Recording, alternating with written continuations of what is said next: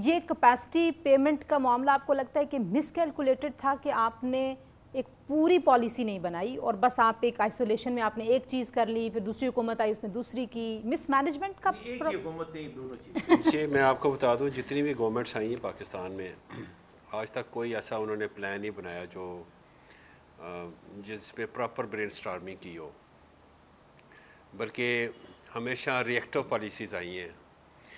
मिसाल के तौर पे कोई क्राइसिस आ गया है, 1994 में क्राइसिस आया, उससे पहले ज़ियाउल हक का ज़माना था, मेरे ख्याल में उस बंदे ने कुछ भी नहीं किया पावर सेक्टर में।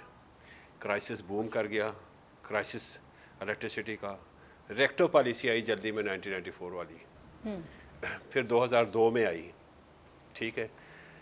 फिर मुशर्रफ का दौर आया, मुशर्रफ के दौर 2007-8 तक, शायद हाँ 2007 तक उस अल्लाह के बंदे ने कोई जो थी ना ऐड नहीं किया मेगावाट सिस्टम में। और उन्हीं आखिरी दिनों में, आखिरी साल में या उससे 1-2 साल पहले क्राइसिस फिर जन्म लेना शुरू हो गया। इलेक्ट्रिसिटी का डेफिसिट बहुत ज़्यादा था और आपको याद होगा कि उस वक़्त लोग सड़कों पे आ जाते थे। फिर जब पीपल्स पार्टी की गवर्नमेंट आई तो वो उस वक़्त जो था ना, पॉलिटिकल हाइप बहुत ज़्यादा था, जुडिशल एक्टिविज़म बहुत ज़्यादा था। वो जो सोचते थे वो पहले ही आके अदालत वाले जो थे वो उसे चलने नहीं देते थे। वो फिर रेंटल प्रोजेक्ट्स आए वगैरह, वो ख़त्म हो गए, कोई काम नहीं करने दिया, लिहाजा वो क्राइसिस मल्टीप्लाइड होता चला गया। फिर 2015 आ गया, 2015 में फिर रिएक्टिव पॉलिसी बनी, सी पैक के जो प्रोजेक्ट्स आए हमारे, और यही वो लोग हैं जिन्होंने ये प्रोजेक्ट्स कंसीव किए, बैडली नेगोशिएट किए चाइना के साथ, और इंपोर्टेड कोल पे लगाए प्रोजेक्ट्स, और RLNG बेस्ड पावर प्लांट्स भी उसमें आए, और कॉम्पिटिटिव भी नहीं लगाए उन्होंने, बिल्कुल कॉम्पिटिटिव नहीं थे, और उनका जो इंटरनल रेट ऑफ रिटर्न भी 33% तक था। यानी ठीक ठाक उन्होंने हमारा जो ना हमें फ्लीस किया इसमें। ये वही लीडरशिप थी जो 1994 पॉलिसी के तहत जो लगे थे और जो बेनज़ीर गवर्नमेंट पे तनकीद किया करती थी IPPs पे, और ख़ुद उससे ज़्यादा डेंजरस IPPs इन्होंने लगाए हैं।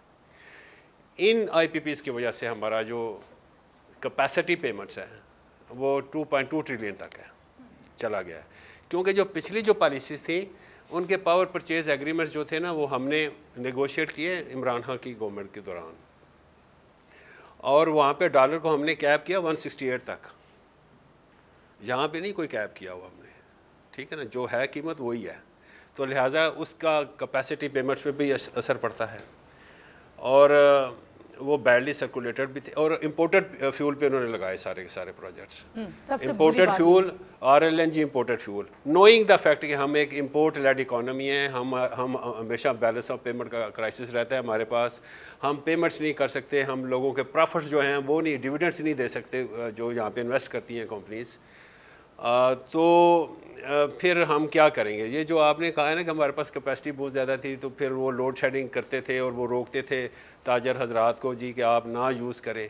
वो इसलिए करते थे कि उस वक़्त वो चाह रहे थे कि हम अपने imported fuel based power generation ना करें, क्योंकि हमारे पास डॉलर्स की कमी हो चुकी हुई है, तो डॉलर्स का बहुत ज़्यादा क्राइसिस है, तो वो हम ख़रीद नहीं सकते।